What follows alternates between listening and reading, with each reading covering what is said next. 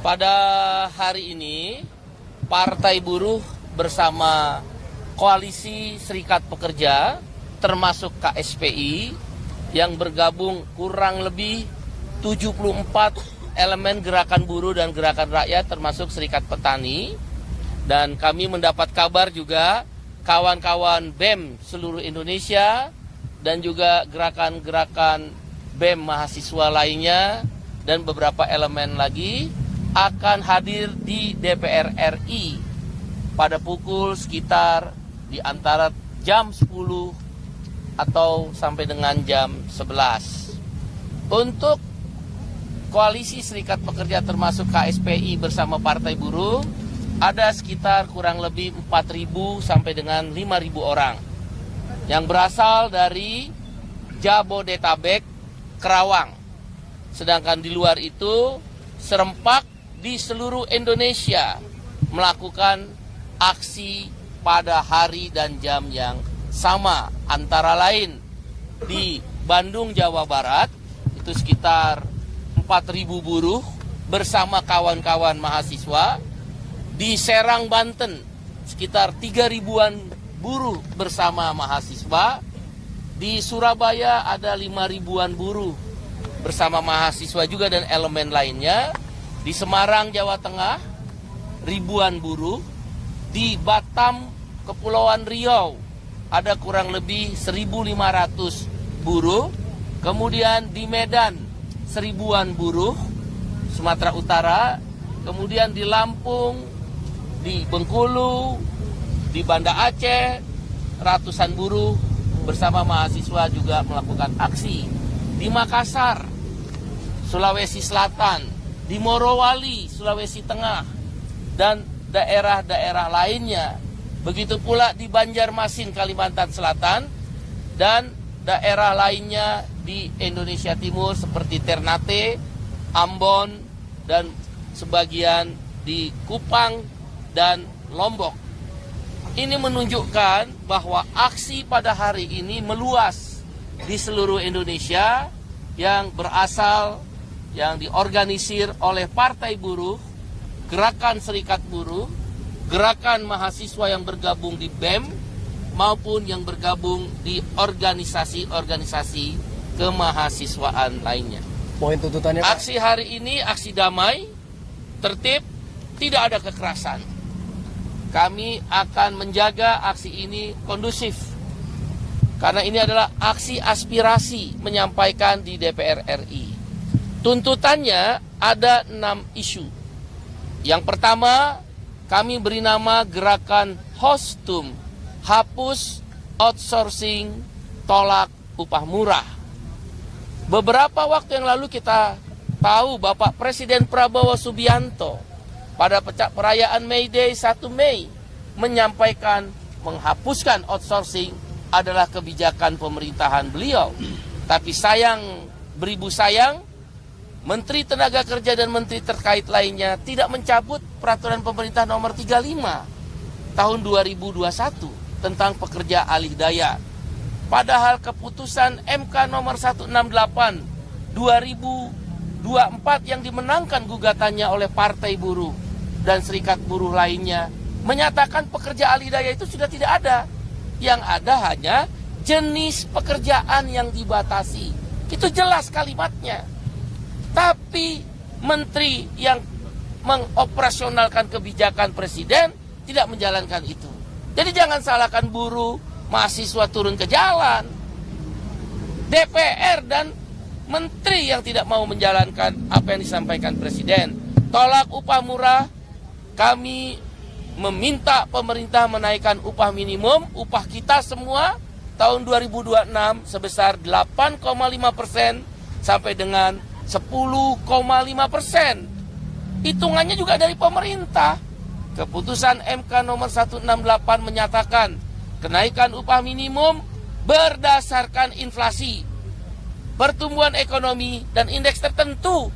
Sudah ada rumusnya. Sudah disepakati oleh pemerintah dan Mahkamah Konstitusi. Sudah ada keputusannya. Inflasi dihitung oleh Litbang Partai Buruh dan KSPI, Koalisi Serikat Pekerja, dari Oktober 2024 sampai September 2025, kalau itu prediksi ya, Agustus September 3,26%.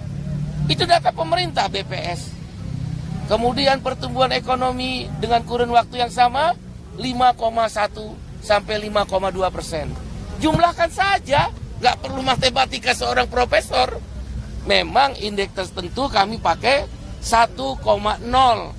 Sedangkan sebelumnya Presiden Prabowo kan menggunakan indeks tertentunya 0,9 tahun lalu.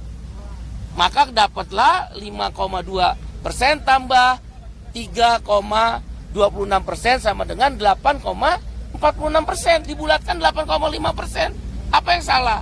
DPR aja naikin tunjangan seenak-enaknya dia. Dia naikin gaji seenak-enaknya dia. Pakai joget-joget lagi. Di mana hati nuraninya? Itu yang menyakiti rakyat. Itu yang menyakiti buruh. Buruh sampai turun ke jalan hanya untuk kalau naik 8,5%, rata-rata ya, rata-rata itu 200.000. Dia naik upah, tunjangan perumahannya aja 50 juta. Kali 12 bulan, setahun 600 juta. Nyewa di mana itu 600 juta? Di surga. Mahal banget.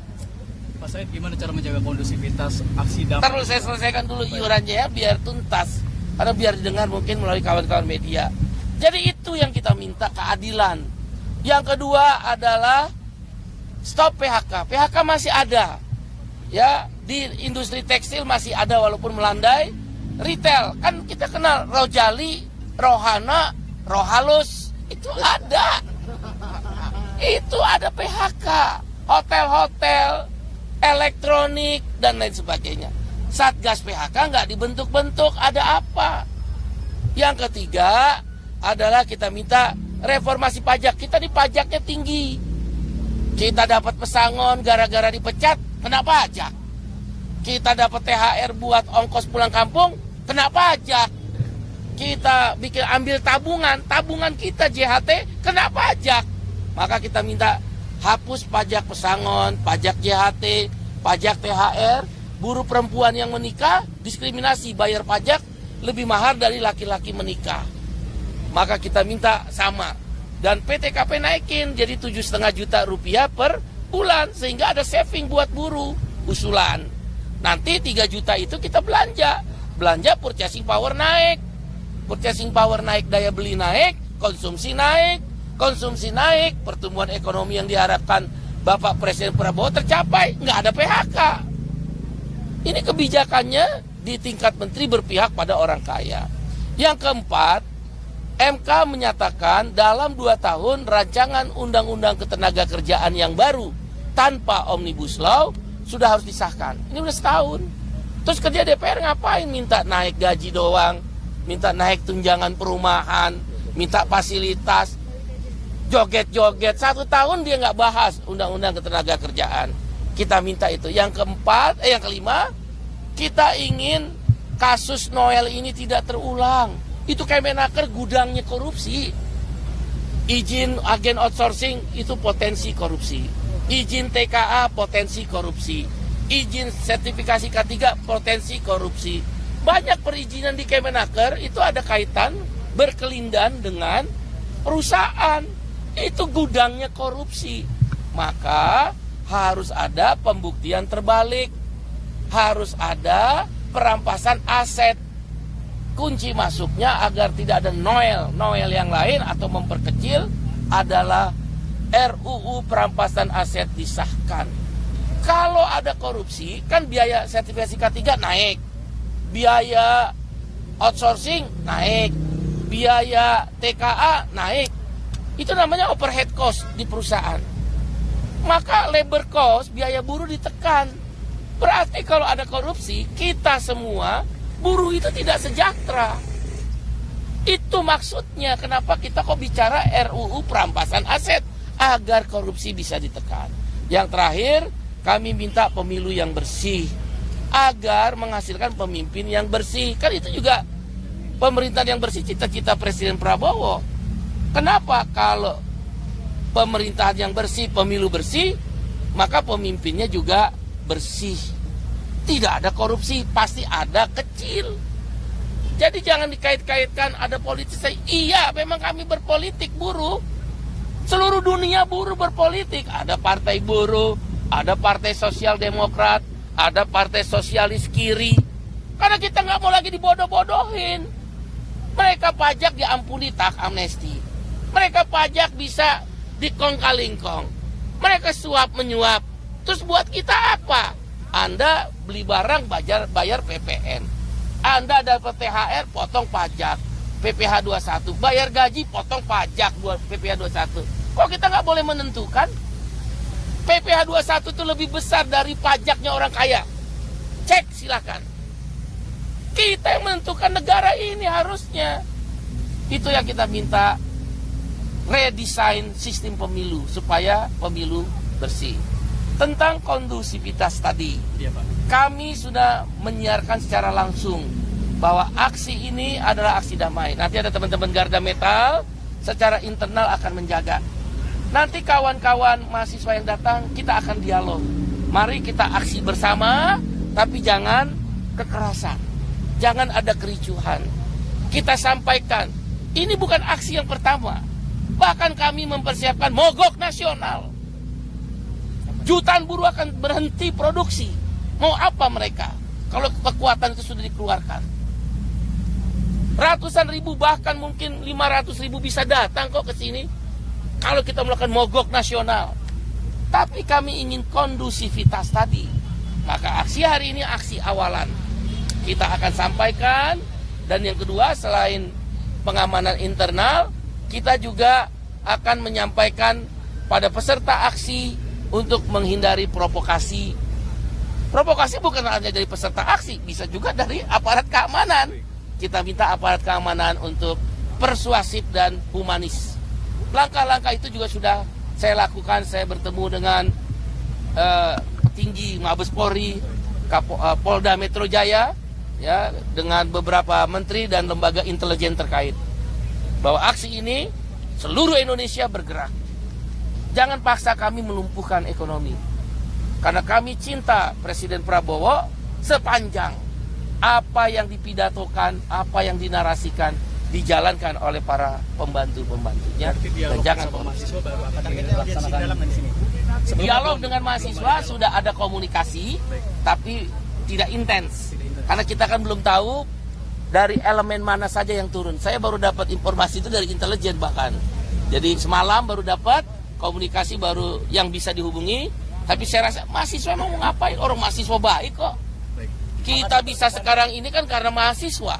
Anda bisa bebas karena mahasiswa. 98. Memang pers bisa bebas kalau bukan karena mahasiswa. Kita harus terima kasih sama mahasiswa. Jadi jangan di framing mahasiswa itu akan melakukan kekerasan. Tidak. Mahasiswa adalah gerakan moral. Buruh adalah gerakan ekonomi. Kita akan bergabung bersama. Pertemuan dengan DPR RI tidak kita canangkan. Walaupun kita kalau diadakan pertemuan itu tidak menolak. Tapi karena ini aksi aspirasi, kami tidak mengharuskan bertemu dengan DPR RI. Setelah ini, kami menggunakan strategi konsep lobby aksi. Konsep sudah kita siapkan terhadap beberapa rancangan undang-undang, termasuk sistem pengupahan. Kemudian lobby kita akan lakukan nanti setelah ini. Kita akan kirim perwakilan. Mungkin seminggu kemudian, mungkin 10 hari kemudian, kita ketemu dengan DPR. Ya kalau DPR nggak mau, ya aksi lagi. Nggak mau, ya mogok nasional lah, pusing-pusing amat. Daripada joget-joget, mana yang lebih mulia, joget-joget atau turun ke jalan? Jalan. Itu aja ukurannya.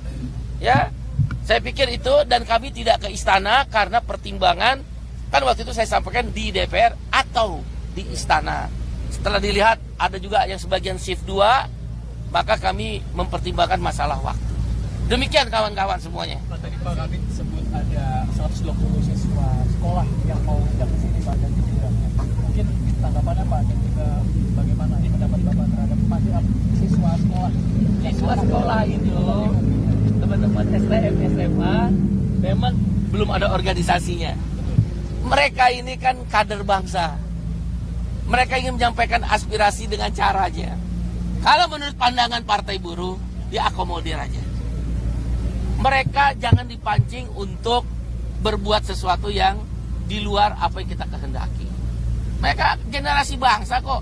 Jangan-jangan mereka nanti yang akan duduk di DPR nanti. Jadi biasa sajalah menghadapi mahasiswa, menghadapi pelajar, menghadapi SMA, menghadapi STM. Jangan berlebihan. Jangan dilarang. Anak muda makin dilarang, makin tertantang. Kemarin itu ricuh, baru jam berapa udah dipukul mundur. Ya dia kan biasa timpuk-timpukan antar mereka. Mereka aja berkelahi, tanda petik berkelahi melalui sosmed. Kita ketemu di satu titik, padahal nggak ada masalah. Tapi kalau pendekatan persuasif dari aparat keamanan, dari keamanan manapun, mereka bisa diajak bicara. Mereka sadar nasib mereka setelah sekolah mau diapakan. Itu aja, termasuk sakit hatinya ngelihat tunjangan perumahan 50 juta. Mereka lulus SMA, nganggur. Sakit hatinya. Itu sebenarnya yang dicari akar masalahnya. Tapi kami himbau kepada kawan-kawan pelajar, mahasiswa, anak-anak STM yang memang kalau hari ini ada aksi, tetap damai, tetap anti kekerasan. Semua pejuang bangsa itu anti kekerasan. Negeri ini dibangun dengan anti kekerasan, tapi kalau penjajah menguasai negeri ini baru dilawan untuk mempertahankan negara. Demikian. Oke ya, kawan-kawan. Terima kasih banyak semuanya. Terima kasih.